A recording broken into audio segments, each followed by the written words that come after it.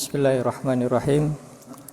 Assalamualaikum warahmatullahi wabarakatuh.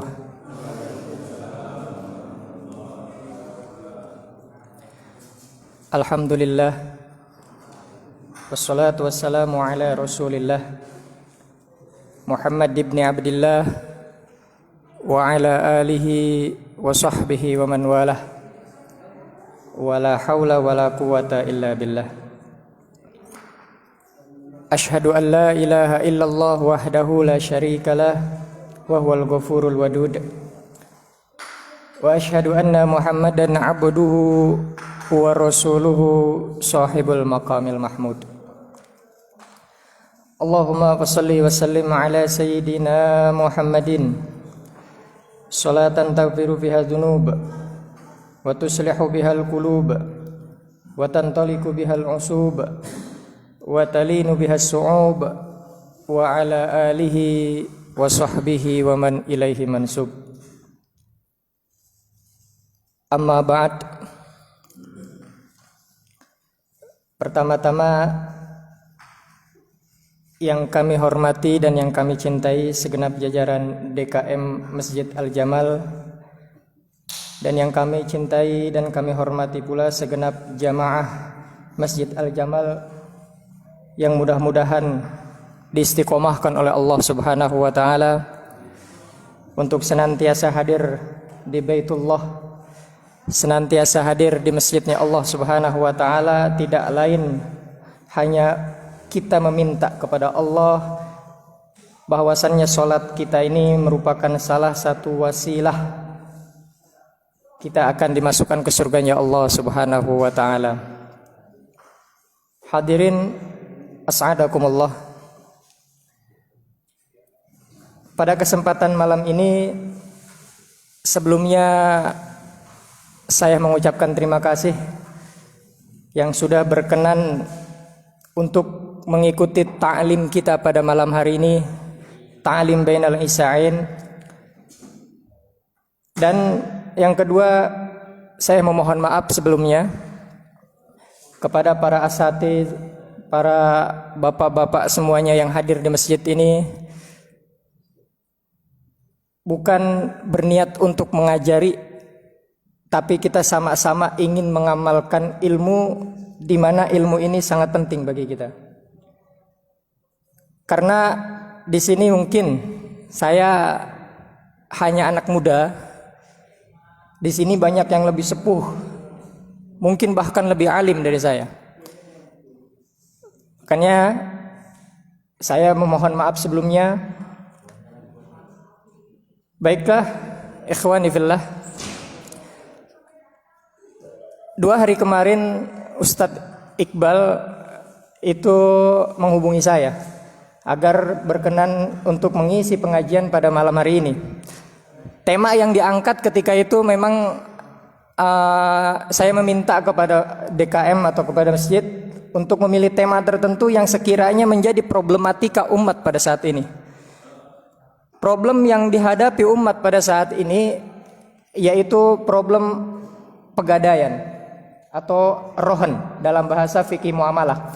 Sebelumnya saya jelaskan, fikih itu memiliki, atau di dalam fikih itu terdapat 5 pembahasan yang ada di dalam fikih.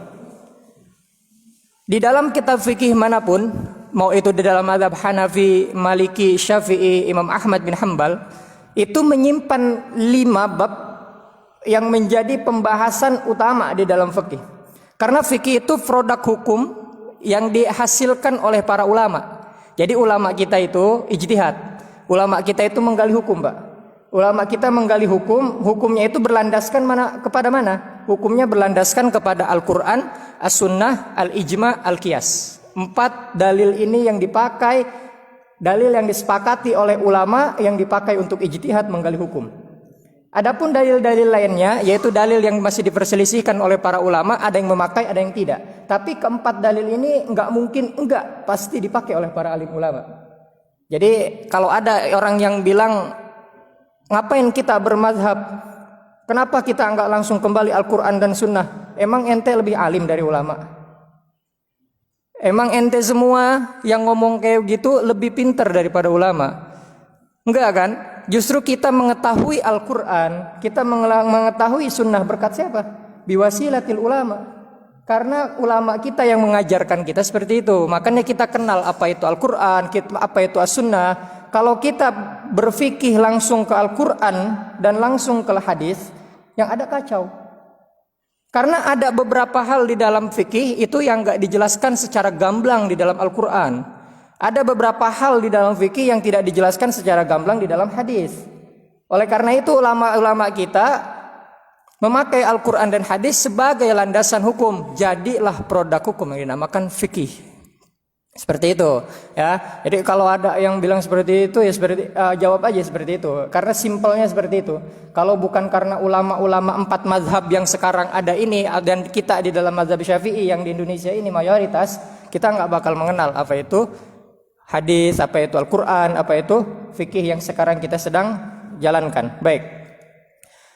Fikih itu yang pertama fikih ibadah, yang mungkin sering dibahas oleh para asatiz yang ada dari mulai toharoh, bersuci, salat, puasa, zakat, haji, i'tikaf, itu semua fikih ibadah. Itu yang pertama yang dibahas oleh ulama. Kenapa? Kata ulama, kalau misalnya seseorang itu ingin baik hidupnya, maka perbaiki dulu ibadahnya. Makanya di dalam fikih yang dibahas pertama itu ibadah, babul ibadah. Yang kedua, fikih yang dibahas oleh para ulama yaitu babul muamalah. Nah, ini yang menjadi concern di Indonesia saat ini.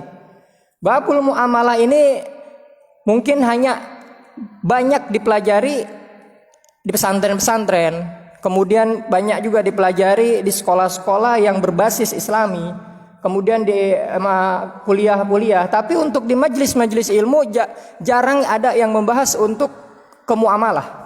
Muamalah itu mulai dari bai', jual beli, mulai dari pegadaian, mulai dari hutang menghutang, kemudian mulai dari ijaroh, sewa menyewa, mulai dari pinjam meminjam, mulai dari syuf'ah, berbagi tanah, bagaimana berbagi tanah, mulai dari kemudian ke wakaf dan lain-lain sebagainya. Ya, itu pembahasan fikih muamalah. Kemudian yang ketiga itu fikih munakahat namanya. Fikih munakahat itu fikih pernikahan. Nah, ini fikih pernikahan di Indonesia dipakai. KUA itu memakai landasannya fikih munakahat. Yang keempat, fikih qadha. Fikih qadha itu fikih peradilan. Jadi pengadilan di dalam fikih itu dibahas. Seperti contohnya ketika membunuh, dalam syariat Islam, membunuh orang muslim tanpa sengaja, maka dengan sengaja maka nanti harus dibunuh juga.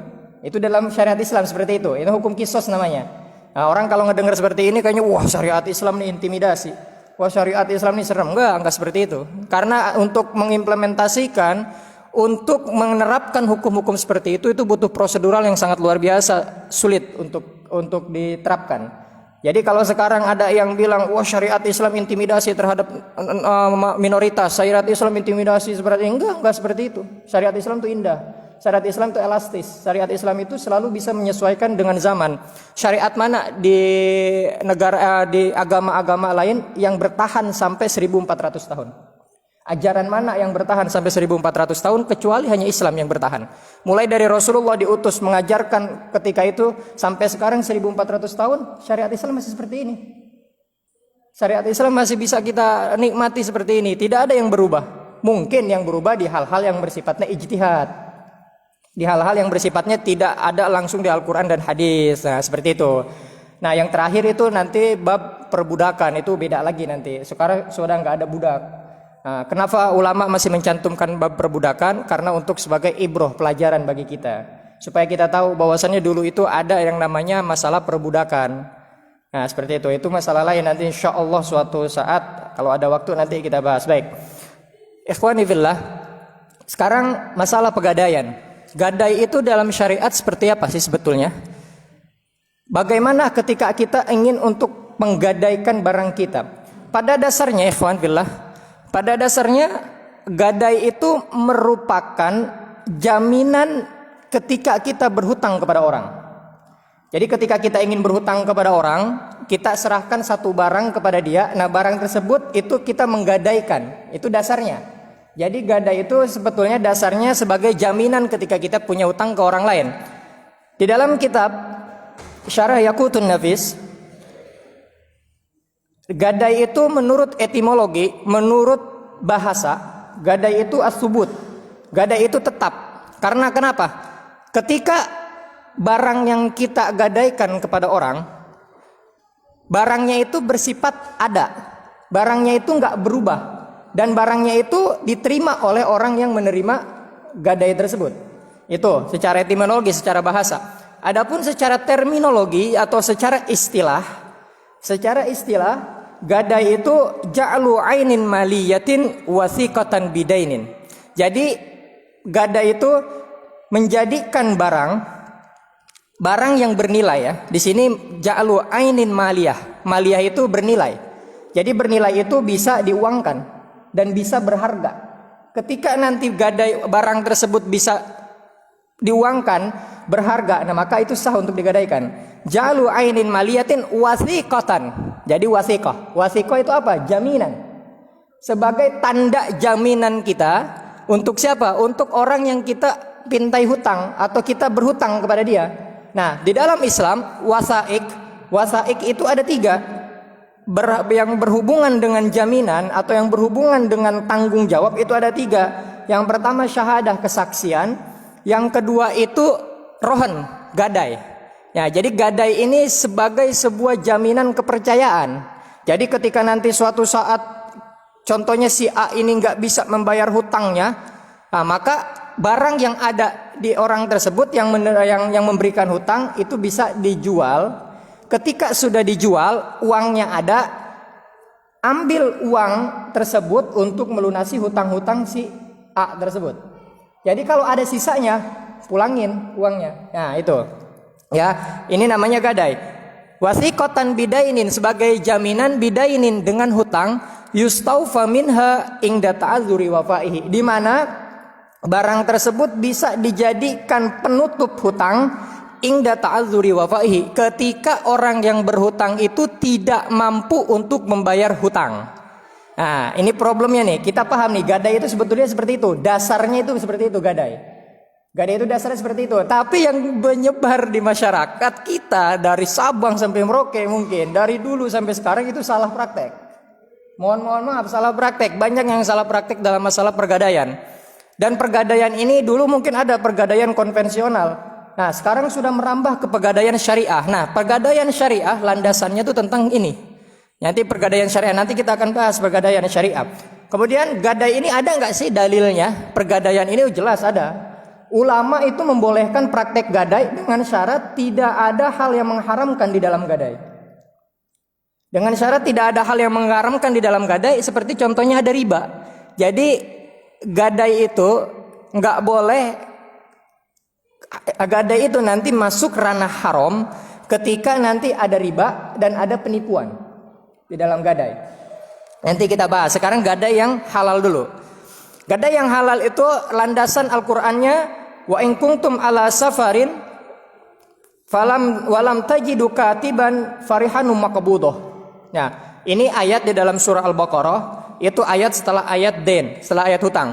Ayat hutang, kalau bapak-bapak sekalian buka Al-Quran, ayat hutang itu ayat terpanjang dalam Al-Quran. Hutang ini sebetulnya hakul adami, hak manusia dengan manusia.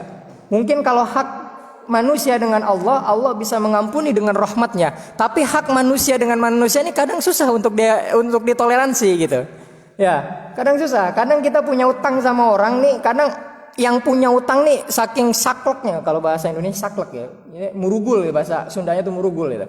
Saking susahnya dipinta, kadang yang punya utang nih lebih galak daripada yang menghutangi. Ini kan hakul adami. Makanya hakul adami itu harus dipertimbangkan, karena ketika nanti seorang manusia meninggal, ketika dia meninggalkan hutang, maka hutangnya itu nanti bisa menjadi tanggung jawab loh. Ya, itu nanti pembahasan lain. Di dalam Al-Qur'an, idza tadayantum bidainin ila ajalin musamma faktubuh, kata Allah Subhanahu wa taala. Jikalau kalian sering menghutang, kata Allah, jikalau kalian sering berhutang ila ajalin musamma, dan sudah ditentukan kapan tempo hutang itu akan dibayar, faktubuh, maka tulis. Bikin perjanjian kapan hutang ini akan dibayar. Sebulan minjam 500.000, atau sebulan kemudian akan dibayar. Pinjam 10 juta, 5 bulan kemudian akan dibayar. Nah, ini faktubuh. Nah, kemudian Allah Subhanahu wa taala, sangat indahnya syariat Islam memberikan satu toleransi, memberikan satu keringanan. Kata Allah Subhanahu wa taala, wa in kuntum ala safarin, redaksinya sih sebetulnya, redaksi ayat tentang gadai ini ala safarin. Jikalau kalian sedang perjalanan, walam tajidu katiban, dan tidak mendapatkan sesuatu yang ingin ditulis. Nah, di situ farihanum makabudo, maka ininya apa? Keringanannya atau solusinya apa? Ketika tidak ada bisa mencatat, kita kan sedang perjalanan kemana-mana, nggak mungkin juga kita teringat membawa yang namanya kertas, atau kita membawa yang namanya materai atau yang lain sebagainya. Kadang kita nggak seperti itu persiapan kita untuk perjalanan. Nah, apa kata Allah Subhanahu Wa Taala keringanan syariat? Farihanum makabudo, maka gadaikan makabudo yang bisa dipegang atau yang bisa diterima. Nah, itu. Jadi rohon itu, gadai itu awalnya dari situ dasarnya. Jadi ketika kita minjam sama orang, maka pinjaman barang yang kita miliki sebagai jaminan hutang kita. Nah, itu gadai ya. Baik. Kemudian ini dalil di dalam Al-Quran. Kemudian ada nggak sih dalil di dalam hadis? Ada. Rasulullah Shallallahu Alaihi Wasallam ketika itu menggadaikan baju besinya, baju perang yang terbuat dari besi Rasulullah gadaikan. Untuk apa? Untuk sekedar memberi makan kepada keluarganya. Digadaikan dengan apa? Digadaikan dengan syair, dengan gandum yang ketika itu. Karena orang Arab ketika itu konsumsinya kalau nggak kurma gandum. Ya, konsumsi makanan pokoknya. Nah, untuk apa? Li ahli di dalam redaksi hadisnya, yaitu untuk memberi makan kepada keluarganya. Rasulullah minjem. Rasulullah gadaikan bajunya itu kepada siapa? Rasulullah menggadaikan baju besinya itu bukan sama orang Islam, tapi di dalam hadisnya Rasulullah menggadaikannya itu kepada orang Yahudi, kepada orang non Muslim, kepada orang Yahudi. Nah, di sini orang-orang bertanya, loh, kok Rasulullah Shallallahu Alaihi Wasallam nggak menggadaikan baju besinya itu kepada sahabatnya? Kalau mau, pasti sahabatnya nerima. Seperti itu, ya. Karena Rasulullah minjem apa? Minjem gandum untuk makan keluarganya. Akhirnya Rasulullah pakai jaminan apa? Baju besinya. Kata ulama, kenapa Rasulullah menggadaikan kepada orang-orang Yahudi? Ada dua hal di dalam masalah ini. Kata ulama, yang pertama untuk memberikan edukasi, untuk memberikan pelajaran kepada orang-orang Muslim bahwasannya kita itu boleh bersosial, boleh bermuamalah, kita itu boleh berinteraksi dengan orang-orang non-Muslim di sebagian keadaan. Itu. Jadi hadis ini pun mengajarkan kita seperti itu. Jadi kita tuh boleh berinteraksi, boleh bersosial, boleh bermuamalah dengan orang-orang non-Muslim di sebagian keadaan. Gitu. Ini nanti pembahasan toleransi, beda lagi. Ya, ini pertama kata ulama. Ya, jadi boleh kita bermuamalah orang-orang non-Muslim, dan juga boleh bermuamalah dengan orang-orang di mana hartanya orang tersebut kita tahu ada harta haramnya. Nah, jadi orang Yahudi itu ceritanya Rasulullah menggadaikan baju besinya ini kepada orang Yahudi, dan orang Yahudinya itu tukang minum khamr, pemabuk, dan dia pun tukang terima suap. Jadi itu si Yahudi tukang terima suap, Pak. Uang suap kan haram. Nah, Rasulullah kok muamalah sama dia? Nah, ini juga menjelaskan bahwasannya sebetulnya ada beberapa bagian di mana kita itu boleh bermuamalah dengan orang-orang di mana orang tersebut ada harta haramnya. Akan tetapi, ya ini, jadi nggak mutlak nih, nggak mutlak boleh gitu, nggak. Akan tetapi ada doabitnya, ada batasannya. Kapan? Contohnya seperti ini. Ketika orang yang kita pinjami, contohnya ini, ada si Z ini mau pinjam uang. Si Z ini nggak punya uang, dia mau minjem sama si Umar, contohnya, ya, dia mau minjem sama Umar. Nah, kemudian si Z ini tahu Umar ini ada hartanya yang didapat harta haram, entah itu dari mencuri, entah itu dari korupsi, entah itu dari suap, wallahu alam dari mana, yang penting ada harta haram, tahu. Nah, kemudian si Z ini nggak ada orang lagi, gitu. Ibaratnya dia tuh emang taunya si Umar ini temennya udah. Akhirnya dia minjem sama si Umar. Nah, ketika si Z ini nanti tahu bahwasannya Umar ini pasti bakal memberikan uangnya dari uang yang haram itu, maka di sini letaknya haram meminjam sama si Umar. Ya, kalau misalnya udah tahu tuh, ini pasti dapat dari apa Pak? Dikasihnya pasti hasil uang haram, itu haram kata ulama.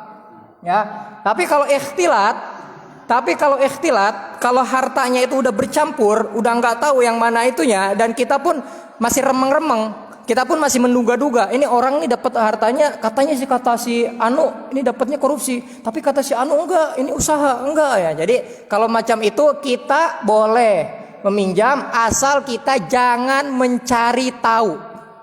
Jadi jangan sampai benar-benar detail kita cari tahu nih, tanya sana, tanya sini, buat minjem enggak. Nanti kalau misalnya kita mencari tahu, udah kita minjem, kemudian kita udah pakai, kita tahu betul-betul bahwa itu harta haram yang kita terima, wah itu haram yang dimasuknya. Kayak gitu. Nah, hal ini pun bisa nanti ulama menjelaskan di dalam masalah sodakoh ke masjid dari pejabat, dari orang-orang nggak tahu uangnya dari mana. Kayak gitu. Jadi nanti tugas masjid nggak usah nyari tahu, udah terima ya, terima insya Allah. Tapi kalau yakin itu haram ya nggak usah, jangan seperti itu ya. Tuh itu nanti ulama. Balik lagi kita. Itu yang pertama. Jadi kita boleh bermuamalah dengan orang non muslim dan kita boleh bermuamalah dengan orang yang hartanya ada harta-harta haram. Ya, iftalatu malahu halalan biharam, di mana hartanya itu bercampur, harta halal dengan harta haramnya itu campur, nggak tahu nih hartanya nih. Jadi nggak bisa dipisahin lagi mana yang halal mana yang haram hartanya. Nah, yang kedua, innahu yu'allimu annahu law istaqrada ahadan min ashabih annahu sayubri'uhu. Di dalam kitab menjelaskan bahwasannya seandainya Rasulullah ketika itu meminjam gandum kepada sahabatnya dan menggadaikan baju besinya kepada sahabatnya, sahabatnya pasti menerima dengan senang hati. Sahabatnya pasti menerima dengan senang hati. Kenapa? Rasulullah. Dan suatu saat pasti sahabatnya nggak mau dibayar. Karena kenapa? Rasulullah. Siapa coba orang yang dipintai tolong sama Rasulullah nolak? Nggak ada. Ya, karena saking mulianya Rasulullah, sahabat pasti membebaskan. Udah Rasul nggak apa-apa, pakai aja. Udah Rasul nggak apa-apa, pakai aja silahkan. Nggak usah pakai gadai-gadai, pakai aja. Kita memberi hadiah sama Rasul. Nah, Rasul nggak mau seperti itu. Kenapa? Kata Rasulullah, seorang Muslim, seorang orang-orang yang beriman kepada Allah, seorang Muslim itu harus kelihatan kuat, harus kelihatan mulia di hadapan orang lain. Meskipun dia dalam keadaan susah, meskipun dia dalam keadaan terjepit, tapi seorang Muslim harus menunjukkan jiwanya bahwa dia tuh mulia. Nah, itu kata Rasulullah. Ya, jadi ketika kesulitan seperti apapun, kata Rasulullah, tunjukkan bahwa kita tuh kuat dan kita itu orang-orang yang mulia, seperti itu. Ya. Nah, oleh karena itu wa bihadza abaha katsirun minal ulama muamalata man aktsaru maluhu haram. Akan tetapi tadi yang seperti saya jelaskan, kalau misalnya dia kasihnya itu dari harta haram, kalau kita tahu ketika kita minjam sama orang itu hartanya harta haram yang dikasih ke kita, maka itu jatuhnya haram bittifaqil ulama. Oke. Baik. Itu dasar yang namanya gadai, Pak. Ya. Jadi gadai itu sebetulnya dasarnya seperti itu. Nah, kemudian di dalam gadai pun itu harus ada yang namanya rukunnya. Jadi gadai itu nggak sembarangan. Gadai itu, rukun gadai itu ada 4. Yang pertama almarhun, bukan almarhum, bukan pakai mim, bukan. Itu almarhun. Ya, almarhun itu barang yang digadaikan. Barang yang digadaikan ini apa? Yang kedua almarhunu bihi. Almarhunu bihi itu uang yang kita dapat atau hutang yang kita dapat dari hasil menggadaikan barang tersebut. Ya. Yang ketiga al-akidani. Orang-orang yang berakad, yaitu orang yang menggadaikan dan orang yang menerima gadai. Nah, itu harus ada, karena kalau nggak ada orangnya siapa yang mau gadai? Nah, yang terakhir yang keempat sigoh. Sigoh itu ucapannya, bagaimana nanti ucapannya ketika menggadai, transaksinya. Transaksi gadainya itu bagaimana? Itu diatur oleh syariat, gak sembarangan. Makanya sekarang tahun 2020 pegadaian syariat itu merupakan pasar dengan prospek yang baik beberapa tahun ke depan. Karena sekitar 6 atau 7 tahun yang lalu paradigma atau model pegadaian ini berubah. Model pegadaian ini berubah. Yang dulu mungkin pegadaiannya konvensional, yang pegadaiannya begitu-begitu aja, yang pegadaiannya nggak sesuai aturan syariat. Tapi beberapa tahun kebelakangan karena pasar syariah di Indonesia sedang maju-majunya, lihat bank-bank syariah, bank syariah Anu, bank syariah A, bank syariah B, bank syariah C. Ya, sekarang udah merambah ke bank-bank syariah. Kenapa? Karena pasar syariah di Indonesia itu betul-betul sedang maju prospeknya. Ya, prospeknya betul-betul sedang maju pasar syariah di Indonesia. Nah, oleh karena itu pegadaian syariah di Indonesia pun sekarang sedang maju. Ya, oke. Nah, kita bahas satu-satu. Tadi rukun dari pegadaian itu yang pertama adalah almarhun, barang yang digadaikan. Nah, barang yang digadaikan pun enggak serta-merta begitu aja, enggak. Tapi barang yang digadaikan itu harus memenuhi syarat, harus memenuhi ketentuannya. Jadi enggak begitu aja ini barang boleh digadaikan, enggak. Yang pertama apa syarat dan ketentuannya? Ayyakuna ainan, harus berupa barang. Harus berupa barang yang terlihat. Harus berupa barang yang nampak. Harus berupa barang yang terlihat. Itu ainan. Ya. Jadi barang yang mau kita gadaikan itu harus berupa barang yang terlihat. Yang kedua, ayyasiha bai'uhu, yaitu barang yang kita gadaikan itu harus bisa dijual. Maksudnya apa? Barang yang kita gadaikan ini barangnya itu barang yang bisa dijual. Ya, kalau barang yang nggak bisa dijual ya nggak bisa digadaikan. Nah, di sini pembahasannya. Makanya kata ulama di sini, kenapa harus terlihat barangnya? Ya, kenapa harus terlihat barangnya? Karena kalau barangnya nggak terlihat, jaminannya apa? Kayak gitu. Karena barang itu sebagai jaminan. Contohnya bapak nih pengen minjem uang 5 juta. Kemudian yang digadaikan itu apa? Motor. Nah, ini praktek biasanya banyak ya. Ya, bukan banyak. Di Indonesia banyak praktek seperti ini. Nah, sebagai jaminannya motor. Nah, motor ini kan terlihat. Berarti ini motor nih ya. Motor ini kan terlihat. Kemudian motor ini bisa dijual suatu saat karena dia berharga. Nah, ini boleh untuk dijadikan gadai. Akan tetapi nanti permasalahan lain akan muncul. Motor ini sebetulnya nanti boleh dipakai apa enggak nih? Ini masalah yang harus kita bahas nanti. Ya, sebenarnya mau dipakai apa enggak nih sama orang yang menerima gadai atau orang yang memberikan hutang. Nah, ini permasalahan nanti kita bahas ya. Yang kedua tadi ayasiha bayuhu sudah yang boleh atau bisa kita jual. Nah, ini barangnya. Oke. Nah, ini barang yang boleh untuk kita gadaikan. Nah, ada satu permasalahan di mana barang yang kita gadaikan itu barang hasil pinjem sama orang. Jadi contoh. Orang tua punya anak. Anaknya ini udah nikah.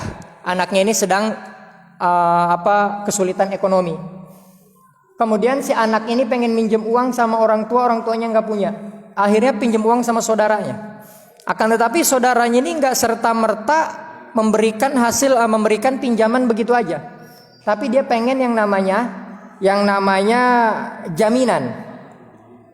Nah, tapi si anak ini nggak punya barang untuk dijadikan jaminan. Contohnya dia jaminannya pengen motor, tapi nggak punya motor. Akhirnya gimana? Akhirnya si anak ini minjem sama orang tuanya, sama bapaknya, Pak, saya pinjam motor. Untuk apa? Kata bapaknya. Kata anaknya, untuk dijadikan jaminan bahwa saya mau meminjam uang. Nah, boleh nggak hal seperti ini? Sedangkan itu motor bukan miliknya. Nah, ulama di sini membahas wa yajuzu ayyasta'iru 'ainan wa yurhinuha biiznil mu'ir. Boleh hukumnya meminjam barang kepada orang lain dan barang tersebut dijadikan jaminan untuk kita untuk kita apa? Untuk kita meminjam uang atau digadaikan barang tersebut untuk kita meminjam uang. Akan tapi apa namanya dengan syarat dapat izin dari orang yang meminjamkan atau dapat izin dari orang tuanya itu. Kalau orang tuanya nggak ngizinin ya nggak boleh. Ya, kalau orang tuanya nggak ngizin nggak boleh, Pak. Kalau orang tuanya mengizinkan silahkan boleh, ya.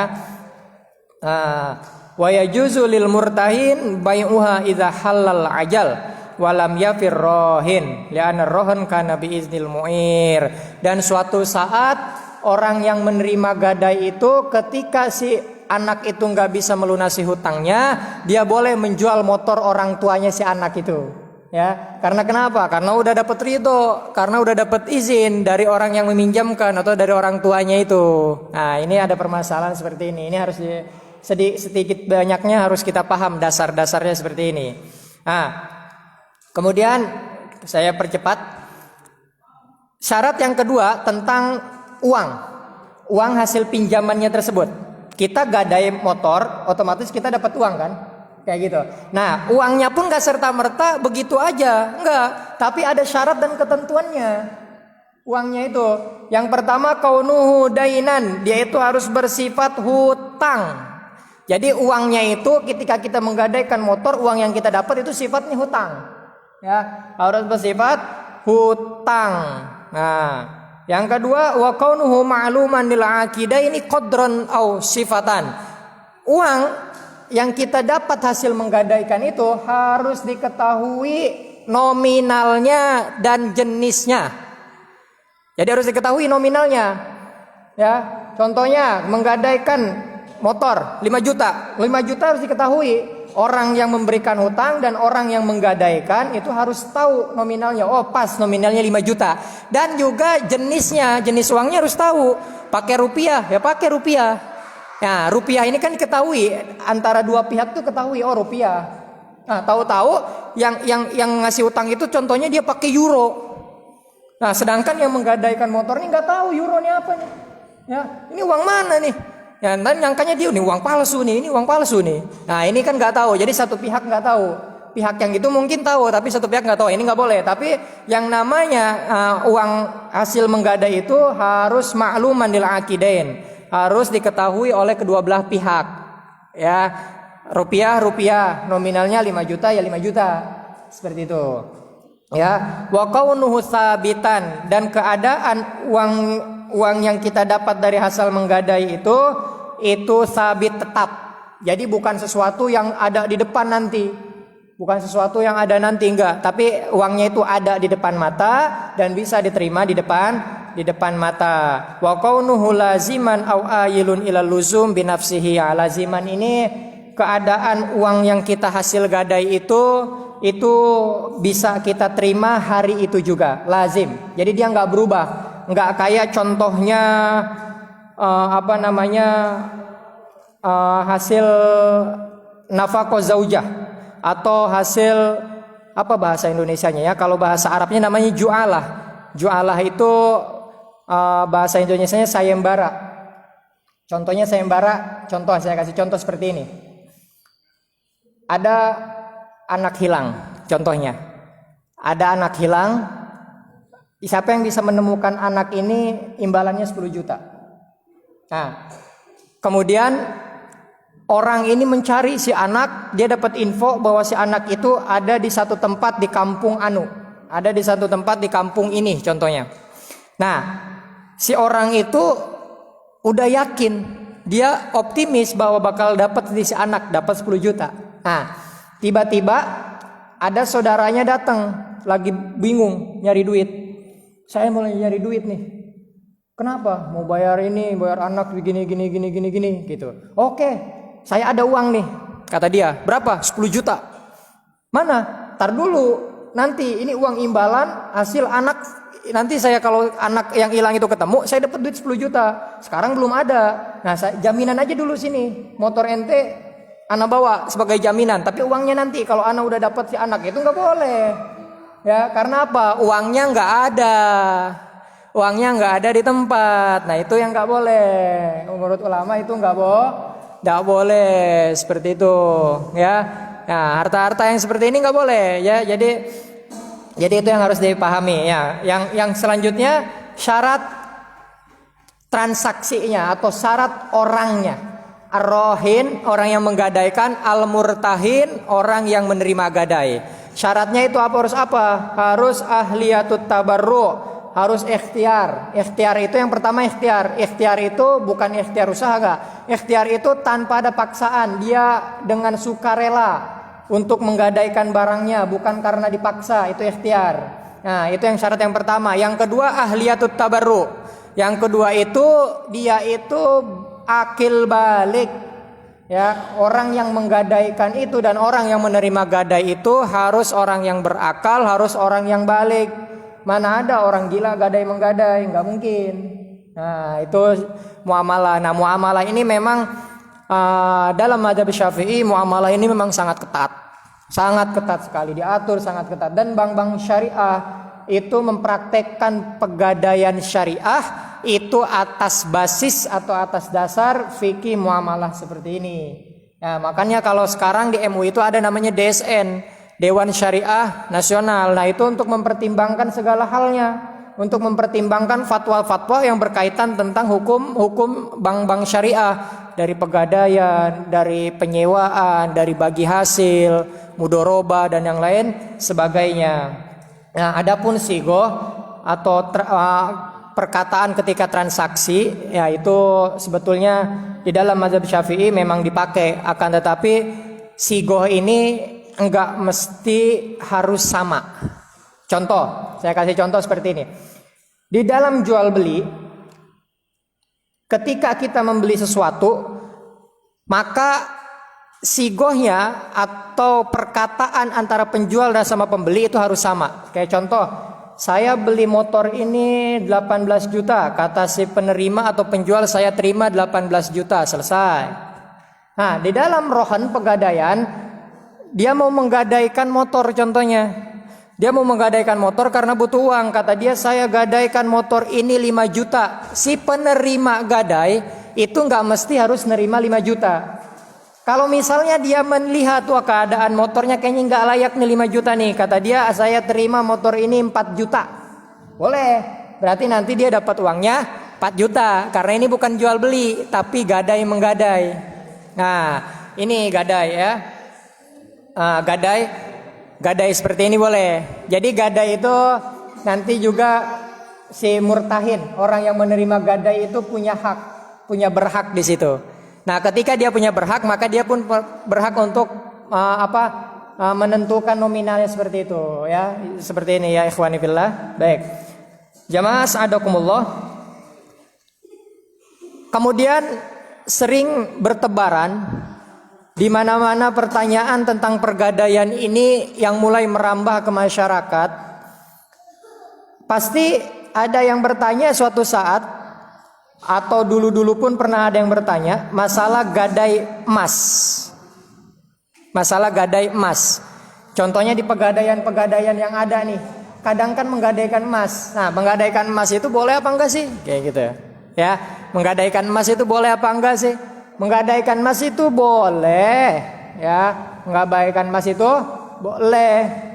Nah, asal sesuai dengan ketentuan syariat. Gadai emas dengan emas boleh, sesuai dengan ketentuan syariat. Nah, di dalam pegadaian, ketika itu membaca tentang bukan metodenya, prosedural yang ada di dalam pegadaian. Nah, sekarang kita tadi gadai-gadai yang halal. Sekarang kita akan masuk ke gadai-gadai, beberapa gadai, contoh gadai yang haram. Pergadaian itu tidak boleh menyimpan yang namanya unsur riba. Jadi uang gadai itu enggak beranak, enggak bisa beranak. Kalau beranak berarti itu haram pergadaiannya. Berarti itu haram. Contohnya saya gadaikan motor 5 juta, oke, nanti baliknya 5,5 juta ya. Nah, ini haram. Karena uang gadai itu, hasil menggadaikan barang itu enggak bisa beranak. Kalau beranak riba, haram. Ya, haram hukumnya. Nah, kemudian di pegadaian syariah ini sebetulnya kok kita dipinta uang lagi, katanya untuk pemeliharaan. Nah, saya kasih contoh. Ibu contohnya Ibu Siti. Ibu Siti ini menggadaikan emas. Ibu Siti menggadaikan emas, emasnya di pegadaian syariah. Kemudian pegadaian syariah ini dia meletakkan emasnya tersebut di satu tempat. Nah, satu tempat itu di situ ada penjaganya. Karena kenapa? Kalau emas-emas ini nggak dijaga sama orang, bisa hilang atau bisa rusak. Nah, prosedural, contohnya pegadaian syariah meminta ada uang yang namanya uang pemeliharaan. Nah, hukum uang pemeliharaan ini hukumnya apa? Hukumnya uang pemeliharaan ini bukan riba, hukumnya boleh. Karena apa? Dia ini sebagai ujroh, upah. Untuk siapa? Untuk orang yang menjaga, untuk pemeliharaan. Mana dalilnya? Ada. Rasulullah SAW ketika itu ditanya sama sahabat, Rasulullah, ada orang menggadaikan kambing sama saya. Nah, saya ini Rasulullah boleh nggak memanfaatkan memerah susu kambingnya untuk sekedar upah untuk si pemelihara atau penjaganya? Kata Rasulullah, boleh, silahkan. Nah, ini dalilnya. Jadi kalau misalnya pegadaian itu ada uang lebih untuk pemeliharaan, itu bukan riba. Beda hal kalau misalnya nanti baliknya ketika sudah jatuh tempo baliknya 5,5 juta ya. Nah, ini nggak boleh baru. Tapi kalau secara prosedural terlihat ada untuk pemeliharaan, nah itu baru boleh. Nah, karena untuk apa? Untuk upah orang yang menjaga barang tersebut. Karena kenapa? Contohnya saya menggadaikan motor atau saya menggadaikan yang namanya emas. Nah, tapi si orang yang menggadaikan itu nggak percaya. Saya nggak percaya kalau motor ini saya letakkan di kamu karena takutnya rusak atau apa. Saya letakkan di orang ketiga ya, kayak gitu. Saya letakkan di orang ketiga, saya titipkan motor ini di orang ketiga, kamu pegang surat-surat motor tersebut. Nah, maka si orang yang menggadaikan itu dia berhak untuk memberikan ujroh, upah, uang pemeliharaan, penjagaan terhadap orang tersebut. Nah, itu seperti itu. Ya, jadi ini yang harus dipahami di dalam gadai menggadai. Nah, kemudian ada gadai yang kedua yang haram. Tapi haram menurut mayoritas ulama, yaitu gadai yang dimana dalam satu kaidah fiqhiyah mengatakan kullu qardin jaro naf'an fahuwa riba.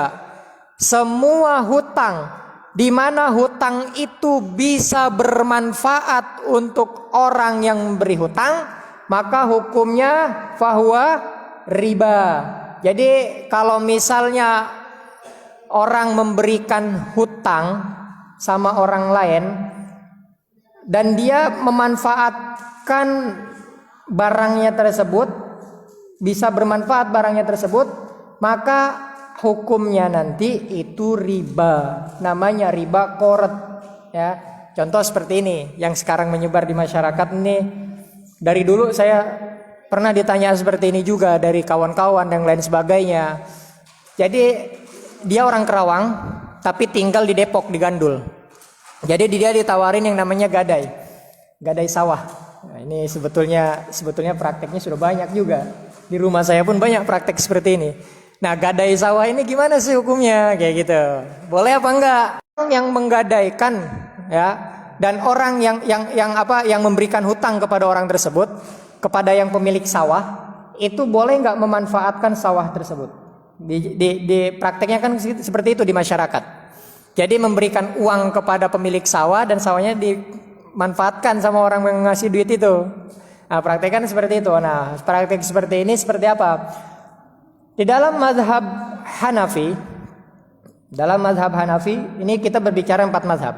Dalam mazhab Hanafi itu praktek seperti itu diperbolehkan. Dalam mazhab Hanafi, di sini kita bukan penganut mazhab Hanafi, kita menganut mazhab Syafi'i. Nah, diperbolehkan. Kenapa? Karena diperbolehkan, kita manfaatkan barang tersebut, sawah tersebut. Kenapa? Kalau nggak kita manfaatkan nanti ya dia diam aja seperti itu. Ya, kalau misalnya nggak kita manfaatkan, makanya seperti hal-hal barang-barang yang lain yang boleh dimanfaatkan. Kemudian yang kedua, menurut mayoritas ulama dari Syafi'i, Maliki dan Hambali, praktek seperti itu hukumnya haram. Jadi memanfaatkan sawah yang dimana kita memberi uang kepada orang lain tersebut dan kita memanfaatkan sawahnya, itu hukumnya haram. Ana dalilnya kurru qardin jaro naf'an fahuwa riba. Semua hutang di mana hutang tersebut kita bisa memanfaatkan dari hutang tersebut, maka hukumnya riba. Dia kan gitu, dia memberi hutang kepada pemilik sawah, kemudian dia bisa memanfaatkan sawahnya. Contohnya sawah nih, di sini kan bahasa Karawang kalau salah bau gitu, sabau 2 bau gitu bahasanya. Ya katanya 1 hektar lah, kita taruh 1 hektar, 1 hektar sawah. 1 hektar sawah itu digadaikan sama si Bapak Umar contohnya. Bapak Z ini menggadaikan sawah ke Bapak Umar. Kata Bapak Umar, oke, sawahnya saya terima 100 juta. Contohnya 100 juta, kayaknya lebih kalau 1 hektar 100 juta ya. Taruhlah 200 juta. Nah kemudian si Bapak Z ngasih sawahnya. Nah sebetulnya sawah itu sebetulnya jadi jaminan. Kalau gadai itu dasarnya itu sawah itu jaminan. Untuk apa? Untuk jaminan hutang. Si Bapak Umar itu harusnya megang surat tanahnya aja. Jadi pegang tuh surat tanahnya sama Bapak Umar tersebut. Bapak Umar tuh nggak usah memanfaatkan sawahnya, biarkan sawahnya itu dimanfaatkan sama Bapak Z tersebut. Kenapa? Karena Bapak Z tersebut dia bercocok tanam, ketika panen dia bisa bayar hutang secara menyicil. Seperti itu. Kalau misalnya sawahnya diambil juga, dimanfaatkan juga sama yang ngasih itu duit 200 juta, jadinya si Bapak Z makin miskin. Nggak bisa memanfaatkan sawah. Duit 200 juta udah dipakai, sawahnya dipakai sama si Bapak Umar, dia nggak punya apa-apa, makin miskin, makin nggak bisa bayar utang jadinya, ya kan? Akhirnya bagi nggak bisa bayar utang, praktek seperti itu banyak. Akhirnya makin nggak bisa bayar utang tuh si Bapak Z tersebut, kan kasihan. Yang harusnya Pak Umar tersebut megang surat tanahnya aja dan sawahnya biarin digarap sama Bapak Z tersebut tetap. Nanti suatu saat Pak Z ini nggak bisa melunasi hutangnya sebesar 200 juta, maka si Bapak Umar yang megang surat tanah berhak menjual sawahnya tersebut. Nanti kalau ibaratnya sawahnya tersebut itu laku, contohnya 400 juta, 200 jutanya ambil, 200 jutanya kasih ke Bapak Z. Kayak gitu, ya. Ini prakteknya seperti itu. Jadi jangan sampai disalahpahami. Ya, makanya praktek-praktek seperti ini sebetulnya harus kita memberikan edukasi lebih ke masyarakat. Ya, seperti itu ya Pak ya. Baik. Wah, udah lebih nih, sampai jam berapa jadi saya? Kasihkan jelasin gadai jadi kemana ya akhirnya. Ya, baik. Baik, jam berapa Ustaz? Sudah Isya ya? Oke. Baik. Ya. Untuk barang yang digadaikan, misal sawah itu ya, itu buat apa, harus dijual atau dimiliki kita sendiri gitu? Gimana? Kalau kita gadai sawah gitu, terus si A yang ngasih uang itu buat apa, harus dijual apa boleh dimiliki sendiri gitu? Sawahnya itu. Oke. Sawahnya tersebut yang menjadi jaminan itu apakah dijual atau menjadi milik sendiri, ya kan? Ya, oke. Ini pertanyaan simple tapi mempunyai hukum tertentu. Jadi sawah yang menjadi jaminan tersebut ketika dipegang surat-surat tanahnya, ya, sawah tersebut nanti suatu saat dijual oleh si pemberi hutang. Ya, dijual oleh si pemberi hutang. Gadai tersebut dijual oleh si pemberi hutang. Karena gadai tersebut, karena itu akadnya bukan akad jual beli. Kalau akad jual beli menjadi milik, tapi itu akadnya akad gadai. Gadai itu akadnya apa? Wasiqoh, sebagai jaminan. Jalu ainin maliyatin wasiqotan bidainin yustaufa minha ingda ta'azzuri wafaihi. Di mana dia diambil untuk melunasi hutangnya dari hasil jual sawah tersebut. Seperti itu prakteknya seperti ini. Jadi bukan menjadi milik sebetulnya. Nah itu. Ya kan orang seperti itu. Jadi mungkin kalau sebagai solusinya kalau mau nanti di awal akad pegadaian itu mendingan akadnya nanti ditambahin akad jual beli. Tambahin akad jual beli. Ya, tambahin akad jual beli di awal nanti ketika akad bergadai menggadai itu suatu saat nggak bisa nggak bisa melunasi utang. Oke. Nah, itu ini makanya ini menjelaskan seperti ini harusnya terus ada yang bisa menjelaskan seperti ini. Itu biar masyarakat nih problematika umat di tengah-tengah ini biar selalu ada solusi. Nah, seperti itu. Nah, jadi itu tanahnya dijual, sawahnya dijual, bisa juga antum jual itu sawah, ya setelah dijual dibeli lagi juga bisa, nanti akadnya akad jual beli, kayak gitu, ya jadi beda akad, ya, oke. Insyaallah, wallahu alam itu yang bisa saya sampaikan. Baik, Baik. Mudah-mudahan apa yang kita sampaikan, apa yang kami sampaikan bisa dipahami oleh semuanya, dan mudah-mudahan kehadiran kita pada majelis ilmu pada kali ini bisa membawa manfaat bagi umat Nabi Muhammad SAW. Apa yang kita lihat, apa yang kita dengar, dan apa yang kita saksikan menjadi tabungan kita bahwasanya kita pernah duduk di raudhah min riyadil jannahnya. Baik, kami akhiri. Allahumma la tahrimna khaira ma indaka li syarri ma indana. Mohon maaf, wallahul muwaffiq wa ila aqwamit thoriq. Wassalamualaikum warahmatullahi wabarakatuh.